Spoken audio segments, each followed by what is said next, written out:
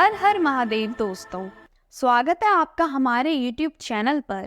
आज की वीडियो में हम सुनेंगे शिव महापुराण श्री शतरुद्र संहिता का 9वां अध्याय। भैरव जी का अभिवादन।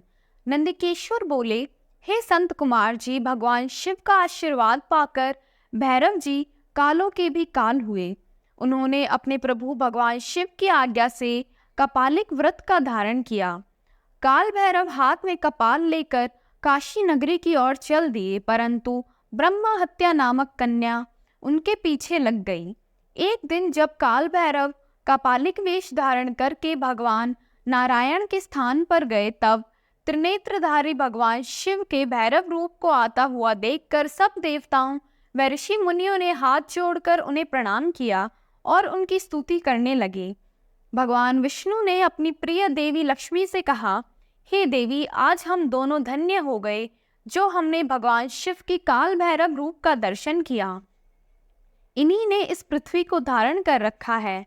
यह भगवान शिव की शरणागत की को शांति प्रदान करने वाले तथा सभी तत्वों से युक्त हैं।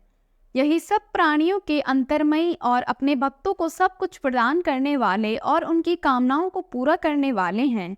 इनके दर्शनों से ही मनुष्य सब बंधनों से मुक्त हो जाता है।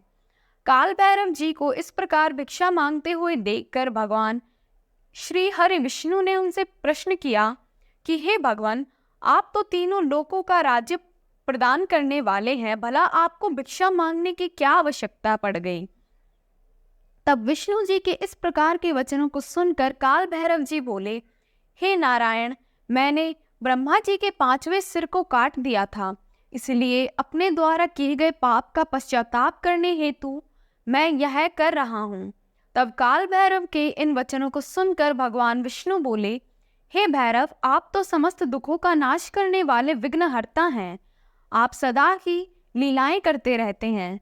तब देवी ने भिक्षा के रूप में मनोरथी नाम की विद्या भैरव जी के भिक्षा पात्र में डाल दी। भिक्षा प्राप्त करके भैरव जी अन्य स्थान की ओर चल पड़े। तभी विष्णु जी ने भैरव जी के पीछे जाती हुई ब्रह्म हत्या को देखा और उससे कहा कि वह शिव जी का पीछा छोड़ दे, परंतु ब्रह्म हत्या ने कहा कि इस बहाने ही मैं शिव जी की सेवा करती हूँ।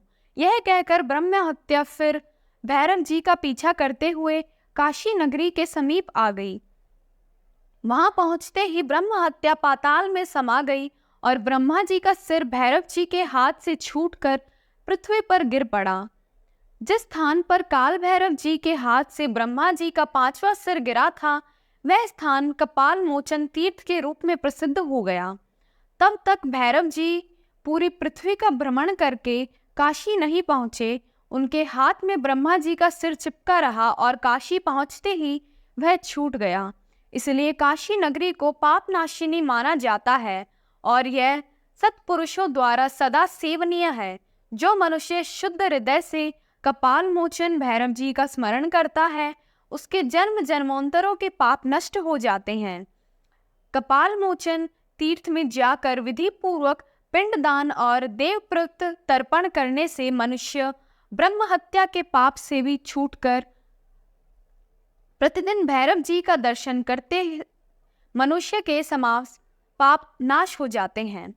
काशी में रहने वाला जो पुरुष कृष्णाष्टमी के दिन या मंगलवार को भैरव जी के दर्शन करता है, उसके सभी पाप नष्ट हो जाते हैं।